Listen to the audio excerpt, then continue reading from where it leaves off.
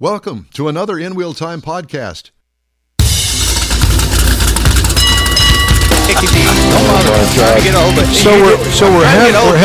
We're having an argument here. Well, yes, you two are. Every week, Mom and Dad are fighting again. From the Sugar Shack Studios in Texas, USA. It's the In Wheel Time Car Talk Show. Coming up, Aiden Bergsman, or as Mr. Mars calls him, Bagman. Well, if he don't answer the phone, he's going to be. From Anderson Economic Group, talks Trump's tariffs and the automotive world, part 2. Jeff will bring us some car culture with trips in the back seat of the family truckster station wagon. Yeah. And Mr. Mars reviews the 2025 Infiniti QX60. Howdy, along with Mike Out of This World Mars down there. Right here is, we always need more Jeff Zekin. I'm Nod Nordsma. Good. Yeah, you ever heard of Nod Nordsma? I have now. Well, Nod is Don backwards. Don Armstrong backwards, yeah. Nod Nordsma. A good friend of mine who's no longer with us, that would be Roger Bateman, came up with that in one of the newsrooms that I worked in years ago. And so everybody had their name spoken backwards. Oh. And I think his name was Regor Name Tab. Okay. Roger Bateman. Okay. So, anyway, so there's a salute to you, Roger Bateman. So we're going to try to get a hold of Aiden Bergsman. But in the meantime and in between time, we can still kind of go over this because Automotive News kind of puts a nice spin, if you will, on this. President Trump temporarily suspended most of the reciprocal tariffs he implemented on U.S. trading partners just hours after they took effect April 9th. But numerous tariffs remained in place, including 25% duties on automotive imports that analysts and automakers have warned could lead to skyrocketing vehicle prices and significant production shutdowns. U.S. is still collecting 25% tariffs on vehicle imports today. That duty went into effect April 3rd and applies to all vehicles except for those from Canada and Mexico that meet the United States-Mexico-Canada Agreement's regional content rules. Those vehicles have a 25% tariff only on the value of their non-American content. As I talked to Aiden about a couple of weeks ago when we spoke to him, it's just not black and white. Right. That part came from here and went from there to here to there, and it's going to be something bizarre or in between that the tariff gets placed on. Put a puzzle together. And steel and aluminum tariffs still in place. 25% on steel and aluminum tariffs still in effect. They apply to steel and aluminum imports from all countries. In response to the flow of fentanyl into the U.S., the tariff, 25%, continues on Canadian and Mexican goods that do not meet the terms of the USMCA, that agreement that I just told you about. Well, most vehicles and parts from Canada and Mexico meet those requirements. The ones that don't are subject to the duty plus the full 25% auto tariff. A 20% tariff on Chinese goods also remains in effect. That duty stacks on top of the auto tariff for vehicles and parts shipped from China, which is, last I heard, was 145%. Reciprocal tariffs are mostly suspended for now. On April 2nd, they were suspended until July 9th. Tariffs on imports from most trading partners range from 10% to 50%. The individualized tariff rates are mostly gone, but a 10% baseline tariff is in effect instead. It applies to goods from all U.S. trading partners except Canada, Mexico, and China. Canadian and Mexican goods are exempt from the reciprocal tariffs.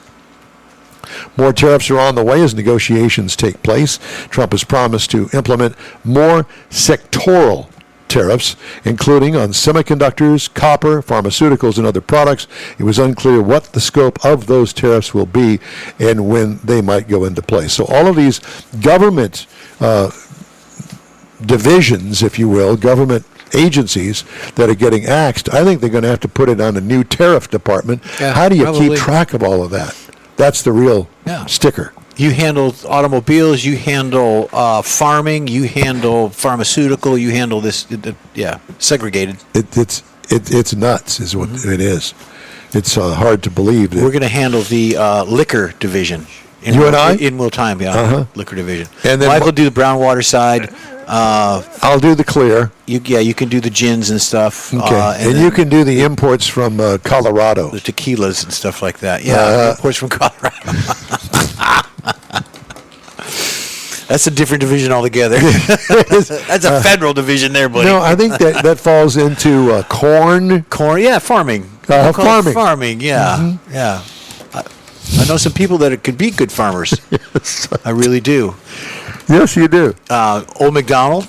Old McDonald's had a farm. Yeah. Mars, are we going to be able to do this interview? Yeah, we had an email issue. He's coming right now. Oh, he's coming. Good, Okay, good. All right. So I've kind of set the stage. I don't want to move on unless if he's going to be here with us in just a minute. Yes. Because it's too good. Aiden is with AEG Consultants identified many vehicles commonly identified as American cars. These are manufactured by GM, Ford, Toyota, Honda, Tesla, and Chrysler. They also looked at some BMW, Kia, and Mercedes-Benz vehicles assembled in the U.S. with 2025 models being used as a basis. They estimate the tariff costs that way. And if you'd like more information, you can go to andersoneconomicgroup.com/tariffs, and all of that. You'll be able to get more information if you're really into this. Drill down in it, yeah. It's so difficult to try to put into words exactly what the tariffs are on what vehicles and how much the exact tariff is. So from what I understand, they're going to put a sticker on the window sticker, when they do that at the dealership, right, that's going to include the tariff amount for that particular car. Saw a commercial this morning before coming to the studio. I think it was Hyundai, and it says these are non-tariffed vehicles. So they're already in inventory is what it is. Yeah, the ones that are already. They want to make clear because there's people are smart, but then again, they don't do the research to find that out. They don't do the due diligence. I see Aiden. There he is. Okay. Fire him up. Yes, let's do There you that, go. shall we? Aiden Bergsman, it's good to talk to you. Good to see you. Yes, hello, gentlemen. Good to be back. Well, thank you very much. I know that you're not busy at all. I thought, Mars, you can actually, he's really busy. I don't know whether they can get him on or not. Well, let's try, He's shall in the we? office. You're in the office right now? In his Yep. Yeah. Yeah. You got a coat, tie on, and everything. Yeah. I know, you're looking sharp. I So, feel underdressed. Aiden, I just ran over a auto news story about trying to break it down, but as you and I talked a couple of weeks ago, we probably spread more gray paint on the whole issue because it is so complicated and so interwoven. And now it's boiling down to, hey, was the cigarette lighter made where? It was made in China. Oh, that's part of the tariff thing. Because that's basically what it is. If it's not made in America, then there's a tariff on that particular piece of the car, even though the car is built in America. So maybe you can help us understand all of this. I can do my best. It's like you said, it is very tricky, and with kind of the back and forth, and it's hard to remember which ones are even in effect anymore and which ones aren't. But the current situation, as I'm sure we're all maybe aware of now, the reciprocal tariffs that were announced just last week, those have been paused. But the ones that are still in effect are those steel and aluminum, and the, as you mentioned, tariffs on the car imports and their car components. So it does come down to just, where is this component coming from? Is it the U.S.? Is it Canada, Mexico, somewhere in the EU? There are some exemptions that I think they're still working on. If they fit under the USMCA, certain components may not be hit with these tariffs, but that's still something that they're currently working on trying to differentiate. Well, my take on the 90-day pause on this is that I would imagine that whatever department you want to call this, the tariff department within the United States government, that those guys are working 24 hours a day, 7 days a week, setting up meetings with all of these countries and trying to then hash out, okay, where are we going to settle on this to move forward? And I would imagine that there probably aren't enough people within the United States government overall to be able to handle all of this, because each government has their own entity that handles tariffs. And so the leader of that country says, well, we're going to do this, we're going to do that. Now you guys go back and you straighten it all out and you fix it up and you do the negotiation with the United States. Isn't that the kind of read that you get on this? It's certainly a lot of back and forth, and you guys joked earlier that you guys thought I was pretty busy. They're certainly busier. Like you said, working around the clock, and the uncertainty of it all definitely adds to it. I think where one day you're thinking all these other tariffs are going into effect, and then shortly after, now they're not, and they were probably spending a lot of time trying to hash that out, as you said, and figure out how do we go about implementing these and what's going to be impacted versus what's not, who's involved and who's not. So it's I think a very laborious process, and like you said, they're probably working really, really hard to figure that out. Do you think that we'll ever see a free trade agreement between countries again, between the United States and country X or Y or Z? I really hope so. I think that's the way that it should be. I think as from one country to another, we all have our strengths and we all have our weaknesses, things that we're better at producing, or easier access to natural resources, and we shouldn't try to be so self-reliant, because there are other countries that can do some things better than we can, and we can do some things better than others can. And I think for us to all gain the benefits of what we all can do very well, it does have to stem from some free trade and relying on others, and being okay with not being able to do everything yourself, because you've got your friends and allies out there who can help when you need the help. Well, it is a global economy, and I think that we for decades now have really been working on a global economy. Unfortunately, I think that there are some countries that have taken advantage of us, and as I just go by what Donald Trump says, that they're raking us over the coals, so to speak, on many items with the tariffs that they place on American goods, and then we have to pay all of the extra. It's just a bad, biased kind of thing that needs to be straightened out. But beyond all of that, I wanted to focus with you for a moment now, because we have a lot of our viewers and listeners that really want to talk about stock prices, what it's doing to the stock market, and how it affects, even if you're not in the stock market, how it affects people. So I'll let you try to guide us on this kind of discussion, because I've got a 401k. I'm invested in the stock market through a 401k, and I know what it's done to my 401k here recently is not a good thing. So what is your take on this? Well, I think much like everything else, it's pretty taxing to experience and to see, and much like you, I also have a 401k, and so we're seeing effects of that as well. And I don't have any other kind of personal stocks or investments, but for people that do, it's you're hearing all these stories of just from one day it seems to be recovering, and then the next an announcement is made and everything just starts to tumble, and it's across the board. And from what I just see in the news and from friends or family, it's a lot to take in. Not only are we, from our perspective, focusing on the auto impact of it, but it's, really being felt everywhere. Aiden, I got a question for you. If they came to you and said, Aiden, fix it for us, what would you do? What's your opinion on how it should work? You can pick a segment. Pick just the automobile segment. Sorry? Just pick the one segment, like an automobile segment. To fix with all of the? Exactly.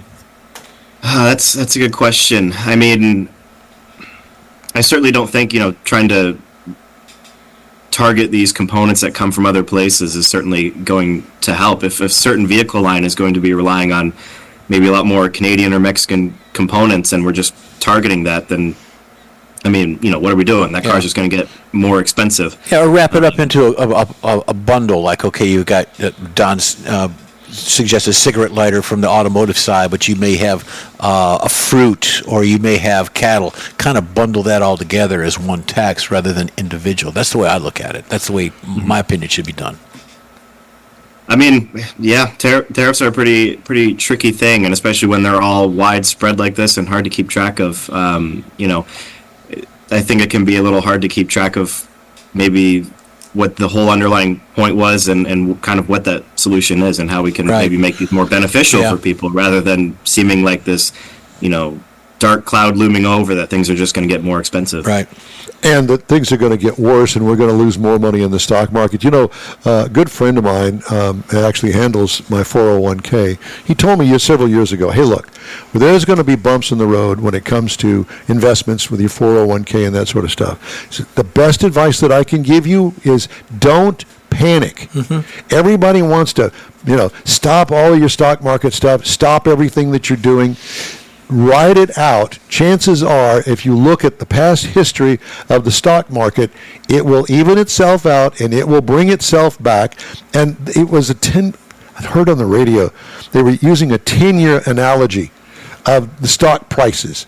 And if you bought the stock 10 years ago, and then you look at it on a year-to-year basis, you get this wavy line where it comes and goes, and it gets better, it gets worse, that sort of stuff. Yeah. But overall, the value of that $1 piece of stock that you had has already grown over the years into something that you would typically not find if you go to your local bank and put your money in a savings account. Yeah, that's a very good point. I think panicking can only make it worse for some people, and is going to add more stress and more anxiety and all of that. And you're right. Over time, if you select a large period, you're going to have those ebbs and flows, the ups and downs. You're going to have times when you're doing really, really well with your stocks or your investments. And because of that, it's when the times are a bit tougher and you're seeing those declines that you need to remember that, you're going to be okay. You've been doing pretty well before and up until that point. And there's always going to be the positives and negatives. It's not always going to be just a really, really smart investment that only gets better and better. If that were the case, I'd like to know which one that is, and I'd like to join in that one too. Yeah. In your job, what are you focused on right now? Well, we did our update to our tariff analysis, which our first iteration of was really just focused on the Canadian and Mexican tariffs. And at the time, what we were finding is we're going to see these impacts on vehicles with those, the reliance on those countries for components or assembly.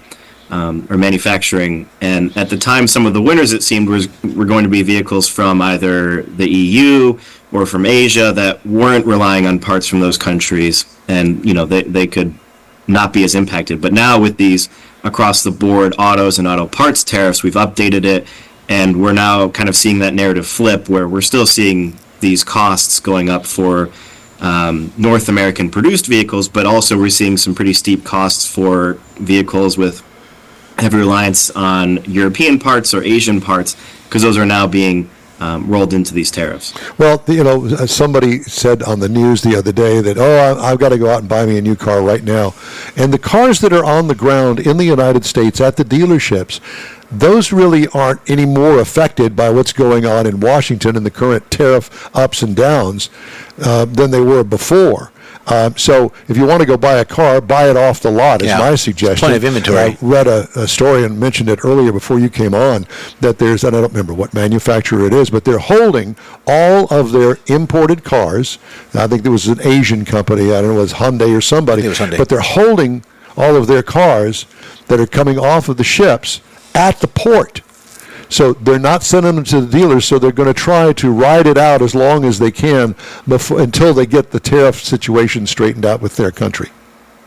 Yeah, I think you're right there. From what I've heard, the vehicles currently on lots, those aren't, they didn't pass through the borders and the ports with these tariffs in effect, so they weren't, nobody had to pay for that tariff, the costs weren't going up.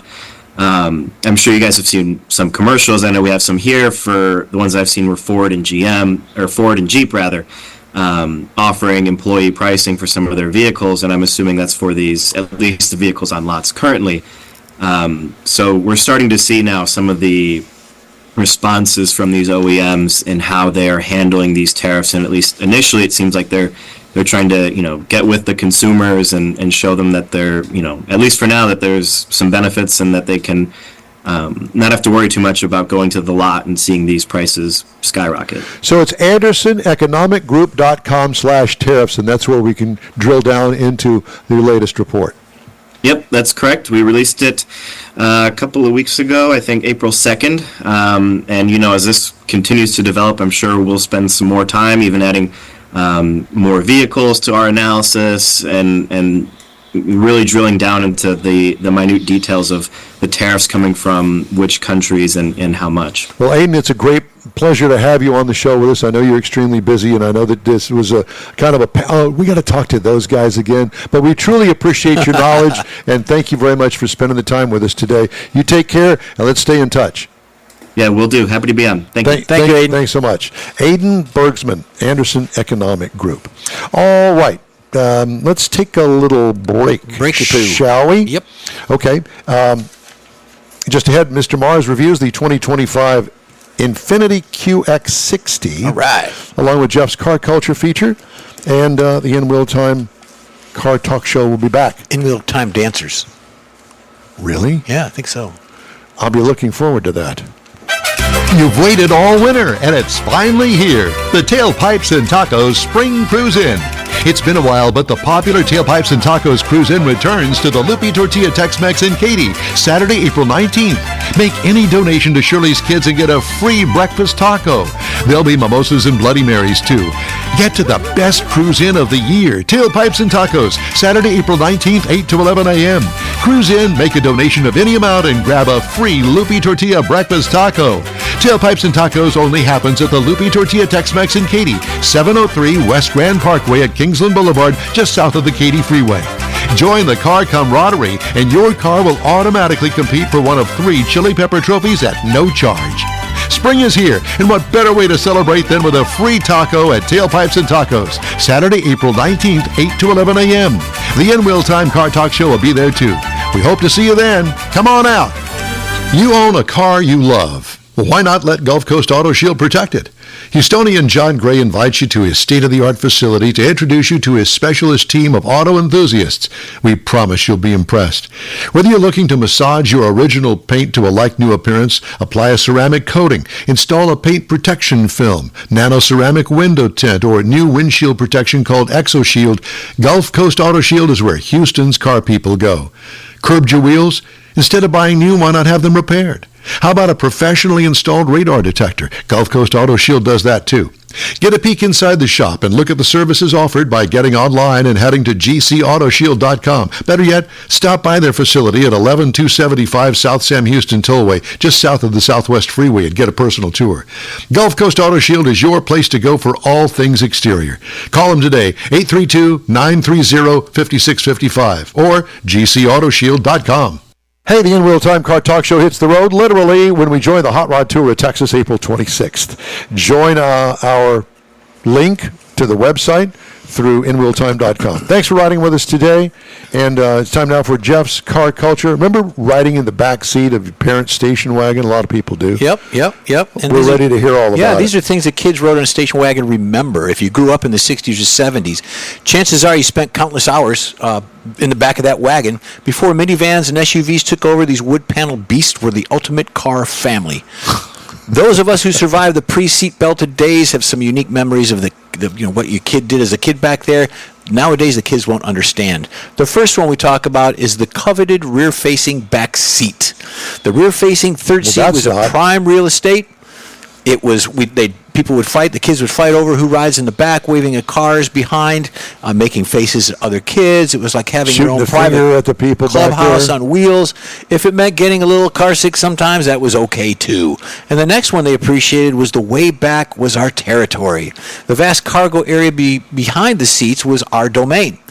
Kids sprawled out with pillows and blankets on long trips, reading comics, playing games, or just watching the sky through the rear window. No seatbelts, no rules, just freedom to roam in our rolling living room.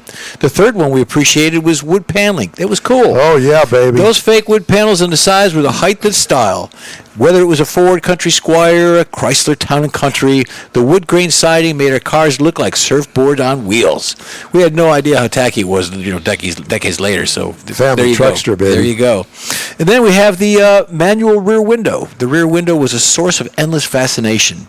Some rolled down into the tailgate, others lifted up, but all required manual operation. The power window was a luxury few had, and we became experts at the crank and latch system. Road trips. We all did them with no screens or devices. We invented our own entertainment. License plate bingo, I Spy, the alphabet game for all the activities that we had. The station wagon became a mobile game room with siblings competing and parents mediating from the front seat. I'm not touching you. I'm not touching you. You know, that was I'm not touching you. That was a big one. Tailgate party position. The drop-down tailgate was perfect for picnics, drive-in movies, parade watching. It became an instant bench seat complete with metal support that would leave impressions on the backs of your legs. Every family gathering started with pop the tailgate. There you go. You knew it was a party after that. Summertime, seat burn. Those vinyl seats were lethal in the summer. We learned to check the seat temperature before sitting down or risk that third-degree burns on the back of your legs. The ritual of throwing blankets over the seats became second nature during the hot weather season. And, of course, who remembers no air conditioning experience? Many wagons didn't have AC back then. They relied on the 40-60 system. 4 windows down, 60 miles an hour. Your hair got tangled, maps flew around, and you couldn't hear anything. But it was our version of climate control. Secret storage, we all had it. Every wagon had hidden compartments under the floor or in the aisles. This became our treasure trove, storing emergency supplies, hidden snacks, or that forgotten toy on the summertime trip. Finding something months later was like discovering a buried treasure. And, of course, by then it was the end of an era. When minivans appeared in the 80s, our beloved wagons began disappearing. Modern kids will never know the joy of riding backwards, the freedom of the way back, or the distinctive squeak of those vinyl seats. The station wagon wasn't just a car, it was a way of life. That was so good. That was good, yeah. I enjoyed it. We had wagons. They were fun. They were fun. How many brothers and sisters? I was the youngest of 4. But it wasn't our wagon. We would ride, relatives and things. Yeah. My dad always had a Pontiac or a Cadillac or something. See, my sister and brother-in-law, they had a station wagon, 4 kids, and man, that thing got wore out. Yeah, they're cool. They are, and that's why I like them to today. I like a station wagon. Well, you know what's so funny? Because really, in essence, the SUVs that everybody drives now is basically a station wagon. And, you had the doors had ashtrays with cigarette lighters in them and all that. Everybody pushing them. Don't play with the lighter, all that stuff, Oh, yeah. Well, how about the tattoo that you got on your leg? Oh, yeah. Burning it on your leg. I'm not touching you. That's a favorite one of mine. All right. Mars, do you want to do your car review now, or do you want to wait till the bottom of the hour? That's up to you. I can do it right now. I was just answering Mr. Ainsley. He had a question about their engineering, but I'm good to go. Our engineering is his engineering. Is it not? Oh, he's asking questions about the other stuff that you're working on. Okay. Well, I don't know what to do. I think we need a new raffimator valve. Do we have time? We only got 3 minutes. No, we don't. I can be quick, but not quite that quick. I don't trust Mike on the quickness. No, I don't either, and I think that we're going to do we're going to right off the top of the next hour. Yeah. Okay. Okay. I have a story that I want to throw in here while I can. Automakers investing billions of dollars developing more sophisticated driver assistance systems may want to think twice. Consumer demand has stagnated for many of the underlying features in those systems, according to Auto Pacific. The most popular ones support human drivers rather than monitor or critique their behavior, according to findings from the market research firm's latest consumer survey. 88% of respondents viewed parking sensors favorably, according to the findings, while blind spot cameras, 83%, and rear cross traffic alerts with automated emergency braking, 80%, also received high satisfaction marks. Consumers reported their highest levels of disapproval with speed limit warnings and driver monitoring systems, which they viewed as vehicular school marms. 80% say they did not like driver monitoring, while 17% disliked speed limit warnings. Findings may complicate efforts to rely on new technology as a primary means to combat traffic deaths on U.S. roads. Despite an influx of technology offerings, road fatalities remain higher than they were a decade ago. Part of the reason, consumers remain reluctant to pay for technology features even as their awareness of them grows, according to Auto Pacific's research. The In Real Time Car Talk Show continues right after this quick break. Pro-Am Auto Accessories has been serving Houston's auto enthusiasts since 1984, providing world-class products for sports cars, European sedans, and American muscle. Pro-Am is known as the place to go to find exclusive and hard-to-find parts and accessories. Pro-Am is one of the very first distributors in the USA for brands such as Recaro, Redline, Momo, Corbo, and Simpson. Located in the heart of Houston's premier retail and service corridor, the Galleria area, Pro-Am's walk-in storefront includes an 8,000 square foot warehouse, showroom, and installation bays. Pro-Am not only sells parts and accessories, but also offers installation and service. Pro-Am is now reaching a worldwide audience through Pro-Am.com, taking its local reputation to the rest of the world. At Pro-Am Auto, you'll be dealing with a small group of professionals who truly want to help you with your automotive needs. If you don't see what you're looking for on the website, call and Pro-Am will lend you a hand. Pro-Am Auto, 6125 Richmond at Green Ridge in Houston's Galleria area. Call them at 713-781-7755. The award-winning In Wheel Time Car Talk Show now reaches 5.3 million folks each year. Check us out on InWheelTime.com, the Odyssey radio app, YouTube, Facebook, and just about every other entertainment source out there, including our live broadcast every Saturday, 10 to noon Central Time. The In Wheel Time Car Talk Show has informative automotive guest interviews, new car reviews, along with popular features including Jeff's Car Culture, the latest new cars, cruise-ins, and racing dates. It's InWheelTime.com. Join us. That's it for this podcast episode of the In Wheel Time Car Show. I'm Don Armstrong, inviting you to join us for our live show every Saturday morning on Facebook, YouTube, Twitch, and our InWheelTime.com website. Podcasts are available on Apple Podcasts, Spotify, Stitcher, iHeart Podcast, Podcast Addict, TuneIn, Pandora, and Amazon Music. Keep listening, and we'll see you soon.